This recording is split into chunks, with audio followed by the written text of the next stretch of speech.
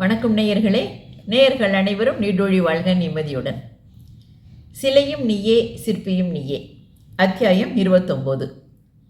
இன்று சிறப்பாக வாழுங்கள். இன்றைக்கு நாம் என்ன வாழ்கிறோமோ அதுதான் வாழ்க்கை. 20 ஆண்டுகளுக்கு பிறகு நீங்கள் வாழப்போகிற வாழ்க்கையை விட இன்றைய வாழ்க்கையில்தான் வாழ்க்கை சுகங்களும் பலன்களும் அதிகம். இதை புரிந்து கொள்ளுங்கள், மனதில் வாங்கிக் கொள்ளுங்கள் என்கிறார் அர்னாட் பென்னட். ஆம், சாதனையாளராக உயர உங்களை உருவாக்கி கொண்டிருக்கிற இந்த நேரத்தில் நீங்கள் செய்ய வேண்டியது என்ன? கடந்த கால சோகங்களில் மூழ்கி கடந்த கால நிகழ்ச்சிகளை மனதில் அசை போட்டபடி இன்றைய பொன்னான தருணங்களை கழித்து விடாதீர்கள். எதிர்கால பயங்களை நினைத்து நாளைக்கு என்னாகுமோ என்று அஞ்சி அஞ்சி இன்றைய தருணங்களை போக்கிவிடாதீர்கள். ஏனென்றால் கடந்த காலம் என்பது முடிந்துவிட்ட ஒன்று, எதிர்காலம் என்பது இனி வரப்போகின்ற ஒன்று. ஆக நம் கையில் இருப்பது இன்றைய பொன்னான தருணங்களே. இன்றைய தருணம் ஏராளமான பொக்கிஷங்களை கொண்டது. நீங்கள் சமாளிக்கக்கூடியதை விட அதிக பொக்கிஷங்களை கொண்டது என்கிறார் டி கெஸ்ட் என்னும் மேலை நாட்டு அறிஞர். இன்றைய பொழுதில் நம் கடமைகள் சரிவர செய்யப்பட்டாலே அது உங்கள் வளமான எதிர்காலத்தை மிகச் சிறப்பாகவே நீங்கள் நினைத்ததற்கும் மேலாகவே நிர்ணயித்து கொள்ளும்.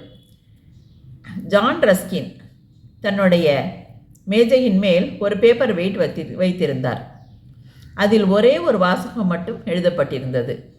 அந்த 2 வார்த்தை வாசகம் மட்டுமே தன் வாழ்க்கையை திறம்பட நிர்ணயித்ததாக சொன்னார். அதில் எழுதப்பட்டிருந்தது என்ன தெரியுமா? இன்று மட்டும். நாமும் இந்த 2 வார்த்தை மந்திரத்தை கடைபிடிக்க ஆரம்பிக்கலாமே. அதாவது, இன்று மட்டும் திறம்படி சிறப்பாக வாழ்வேன் என்று உறுதி எடுத்துக்கொள்ளலாம். ஒவ்வொரு நாளும் இன்று மட்டும் இன்று மட்டும் என்று நினைக்க நினைக்க எல்லா நாளுமே நாம் சிறப்பாக வாழ வழி செய்தவர்கள் ஆகிறோம். பொதுவாக ஒரு குறிப்பிட்ட வேலையை இன்று செய்ய நினைத்து நாளைக்கு தள்ளி போட வைப்பது எது?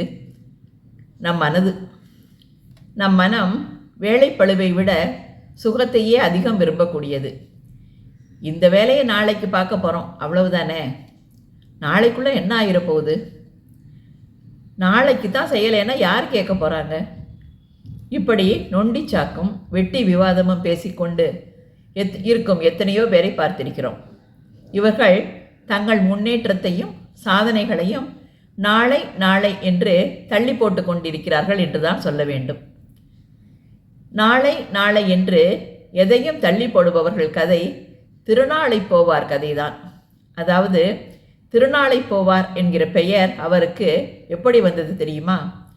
அவரிடம் அவரது நண்பர், இன்றைக்கு ஊருக்கு போகிறீர்களா என்று கேட்டபோது, நாளைக்கு செல்லலான்னு இருக்கேன் என்றாராம். அடுத்த நாளும் அவரிடம், இன்றைக்கு தானே ஊருக்கு போகிறீர்கள் என்று கேட்டபோது, உங்களிடம் எத்தனை தடவை சொல்வது, நாளைக்கு தான் போகிறேன் அப்படிம்பாராம். அதாவது, நாளைக்கு நாளைக்கு என்று தள்ளி போட்டதால் அவருக்கு திருநாளை போவார் என்று பெயர் வந்தது. சரி, இன்றைய பொழுது சிறப்பாக வாழ நாம் என்ன செய்ய வேண்டும்? இன்றைய பொழுதை அதிக பகல் நேரம் பொழுதாக மாற்ற அதிகாலையில் விழிக்க பழக வேண்டும். அதிகாலையில் 2 மணி நேரம் முன்னதாக படுக்கையை விட்டு எழுந்தாலே போதும். நம் முன்னேற்றமும் நம்முடனேயே எழுச்சி பெற்று எழுந்துவிடும். இந்த 2 மணி நேரத்தில் நம் உடல் நலத்தை மேம்படுத்த தேவையான உடற்பயிற்சி, யோகாசனம், மனநலத்தை மேம்படுத்த தேவையான தியானம் போன்றவற்றில் ஈடுபட்டு உடல் நலத்தையும் மனநலத்தையும் சீர்படுத்தலாம். சுவரை வைத்துதானே சித்திரம். நீங்கள் உடல் ஆரோக்கியத்தில் கவனம் வைத்து வலிமையான உடலை பெறுவதில் கவனம் செலுத்துங்கள். ஆரோக்கியமான உடல் நலம் பல்வேறு சாதனைகளை எளிதாக செய்ய வல்லது. குறிக்கோள், திறமை, உழைப்பு எல்லாம் இருந்தும் ஆரோக்கியம் இல்லாவிட்டால் எதையுமே செயல்முறைக்கு கொண்டு வர முடியாமல் போய்விடும். இன்று நம் ஆரோக்கியத்தை மேம்படுத்த என்ன செய்யலாம் என்று அதிகாலையிலேயே திட்டமிட்டு அதன்படி செயல்படுத்தலாம். மேலும் இன்றைய தினம் இனிமையாக கழிய நாம் ஒன்றை கவனத்தில் வைக்க வேண்டும். காலை பொழுதை இனிமையாக அமைதியாக கழித்தால் அன்றைய தினம் முழுவதுமே அமைதியாக சந்தோஷமாக கழியும். நடைமுறையில் இதை நாம் அனைவருமே உணர்ந்திருப்போம்.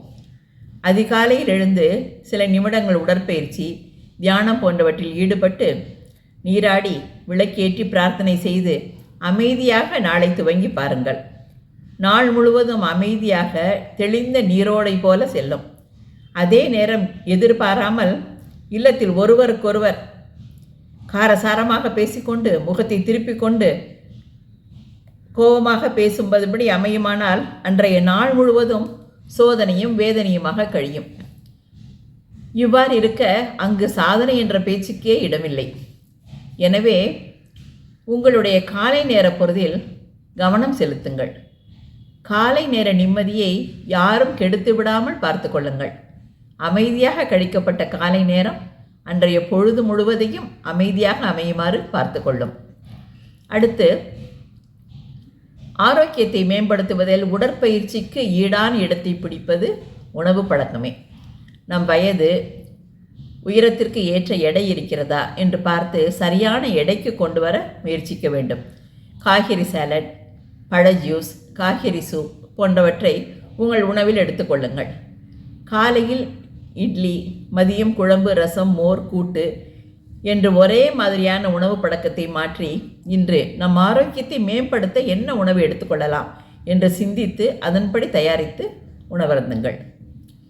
அன்றைய தினத்தை சிறப்பாக்க நாம் முதலில் கவனம் செலுத்த வேண்டியது உழைப்பு. உழைப்பு எல்லாவற்றையும் வெல்கிறது என்கிறார் ஹோமர். நாள் முழுவதும் நன்கு உழைத்த நாளை யோசித்து பாருங்கள். உழைத்து முடித்த மாலை நேரம் உங்களை அறியாமல் ஒரு இனம் புரியாத சந்தோஷம் உங்களை தொற்றிக்கொள்ளும். இதை அனுபவத்தில் உணரலாம். அதே நேரம் உழைக்காத நாளையும் எண்ணி பாருங்கள். உழைக்காத நேரம் மனது விழித்து கொள்ள தேவையற்ற எண்ணங்கள் குடிபுகுந்து குழப்ப ஆரம்பித்துவிடும். ஆம், ideal mind is devil's work shop. அதாவது சோம்பி இருக்கும் மூளை சாத்தானின் பணிமனை. எனவே இன்று நான் மிகச்சிறப்பாக உழைப்பேன் என்று தீர்மானம் செய்து கொண்டு உங்கள் அலுவலகத்திற்கோ வியாபார இடத்திற்கோ செல்லுங்கள். ஆழ்ந்த உழைப்பு மிகச்சிறந்த வெகுமதியை உங்களுக்கு நிச்சயமாக பெற்றுத்தரும். மேலும் இன்றைய தினத்தை சிறப்பாக அமைத்துக் கொள்வதில் நீங்கள் ஒரு விஷயத்தில் கவனம் செலுத்த வேண்டும். அதுதான் பொழுதுபோக்கு. மாலை நேரம் உங்களுக்கு பிடித்த பொழுதுபோக்கில் ஓரிரு மணி நேரம் உங்களை நீங்கள் ஈடுபடுத்திக் கொள்ளுங்கள். முற்றிலும் புத்துணர்வாக உணர்வீர்கள். அதில் ஒரு விஷயத்தை கவனத்தில் கொள்ள வேண்டும். அதிகபட்சம் 2 மணி நேரத்தை மட்டுமே பொழுதுபோக்கிற்காக ஒதுக்க வேண்டும். தொலைக்காட்சி தொடர்கள், ஊர் சுற்றுதல் என்று 4-5 மணி நேரத்தை முழுவதுமாக போக்கிவிட்டால் அந்த நாள் சிறப்பான நாளாக அமையாது. அடுத்து, ஒரு குறிப்பிட்ட துறையில் முன்னேறி கொண்டிருக்கிறீர்கள் என்று வைத்துக்கொள்வோம். சாதனை சிகரத்தை எட்டி பிடிக்க சாதனை படிகளில் ஏறிக்கொண்டிருக்கும் நீங்கள் அந்த துறையில் உங்கள் வளர்ச்சிக்காக தினமும் 2 மணி நேரத்தை ஒதுக்க வேண்டியது அவசியம். நீங்கள் விளையாட்டு வீரராகவோ, இசைக்கலைஞராகவோ, எழுத்தாளராகவோ, விஞ்ஞானியாகவோ, கணிப்பொறியாளராகவோ இருக்கலாம். உங்கள் துறையில் உங்கள் உழைப்பை ஓரிரு நிமிடங்கள் செலுத்த வேண்டியது அவசியம். இதற்காக ஒரு டைரி அல்லது குறிப்பேடு வைத்துக்கொண்டு அன்றன்று உங்கள் செயல்திறன் பற்றி எழுதி வைத்துக் கொள்ளுங்கள். நாளடைவில் உங்கள் செயல்திறன் விரிவுபடுத்தப்பட்டு உங்கள் துறையில் நீங்கள் நிச்சயமாக ஒரு இடத்தை பிடிப்பீர்கள். சாதனை நிகழ்த்திய யாரும் ஒரே நாளில் அந்த சாதனையை புரிந்துவிட முடியாது. ஒவ்வொரு வெற்றிப்படியாக கால் வைத்து ஏறியே சாதனை சிகரத்தை எட்ட முடியும். 1000 மைல் தூர பயணம் முதல் அடியிலிருந்தே ஆரம்பிக்கிறது. இது சீன பழமொழி. இன்று சிறப்பாக வாழ எண்ணுகிறீர்களா? அதற்கு மிகச்சிறந்த வழியுண்டு. சில மணித்துளிகள் பிறருக்காக வாழுங்கள். அண்மையில் சென்னை வந்த பகவான் ஸ்ரீ சத்யசாய் பாபா அவர்கள் தங்கள் உரையில் சேவை செய்ய போகிறேன் என்று எங்கோ ஒரு இடத்திற்கு செல்ல வேண்டியதில்லை. வீட்டிலேயே கூட உங்கள் வீட்டிலுள்ள மற்றவர்களுக்கு உங்களால் முடிந்த அளவு சேவை செய்யுங்கள். இப்படி வீட்டில் ஒவ்வொருவரும் உதவியுடன் ஒற்றுமையுடன் வாழ்ந்தாலே போதும், அங்கு அமைதி சாந்தம் நிலவும் என்கிறார். ஆம், முதலில் உங்கள் வீட்டில் உள்ளவர்களுக்கு சேவை செய்யுங்கள், அடுத்து உறவினர்களுக்கு நண்பர்களுக்கு என்று சேவை மனப்பான்மையுடன் உதவிகள் பல செய்து வர நாளடைவில் உங்கள் மனமும் பிறருக்காக வாழ்வதில் மகிழ்ச்சி காண ஆரம்பிக்கும். பொதுவாக எந்த ஒரு விஷயமாகட்டும், இனிமேல் எல்லா நாளும் இப்படித்தான் இருப்பேன் என்று நமது மனது நினைக்கும் போதே, தீர்மானம் செய்யும் போதே நம்மால் முடியுமா என்று ஒருபுறம் நினைக்க ஆரம்பித்து விடுவோம்.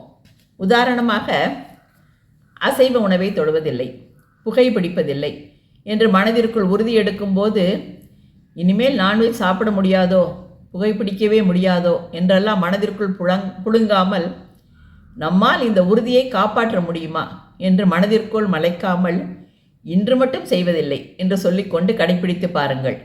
தினம் இன்று மட்டும் இன்று மட்டும் என்று எண்ணும் போது நாளடைவில் மனம் இந்த வாழ்க்கைக்கே பழக்கப்பட்டுவிடும். எனவே இன்றே இந்த மந்திரத்தை கடைப்பிடித்து முன்னேற பாருங்கள். நல்லதை செய்ய நாளும் கோளும் பார்க்க வேண்டியதில்லை. எனவே இன்றே இப்போதே சிறப்பாக வாழ ஆரம்பியுங்கள். இந்த சிலையும் நீயே சிற்பியும் நீயே தொடர் இந்த புக் எழுத ஆரம்பித்து, இந்த தொடராக வெளிவர ஆரம்பித்து கிட்டத்தட்ட ஒரு 15 வருஷம் ஆகுது. நிறைய இது யங்ஸ்டர்ஸுகளுக்காக எழுதுனது. இது தினத்தந்தியில் தொடராக வெளிவந்தது. இதில் ஒவ்வொரு சாப்டராக தான் பார்க்குறோம். அடுத்த சாப்டரோட இந்த புத்தகம் முடியுது. இதை உங்களால் முடிஞ்ச அளவு யங்ஸ்டர்ஸுக்கு நீங்கள் ஷேர் பண்ணி விடுங்க. ஏன்னா அவங்க சின்ன வயசுலையே இதெல்லாம் கடைப்பிடிச்சாங்கன்னா வாழ்க்கையில் ஒரு நல்ல ஒரு இடத்த பிடிப்பாங்க. All the best. வாழ்த்துக்கள்.